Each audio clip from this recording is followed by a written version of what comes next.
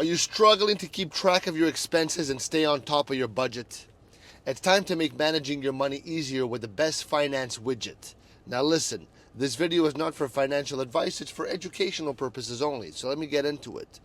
Tracking expenses can be tricky. Without the right tools, it can make you feel overwhelmed. But don't worry, finance widgets can make it so much easier to stay organized and in control of your spending, okay? These little tools can help you track your money, reach your financial goals. You know, they're the best. So I'm going to tell you what they are here. Okay, I'm going to give you five of the best finance widgets to help you manage your expenses. All right. So we got Mint.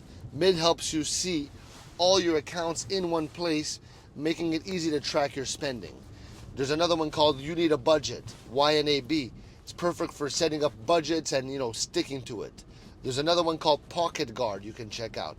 PocketGuard helps you keep an eye on your bills and everyday spending.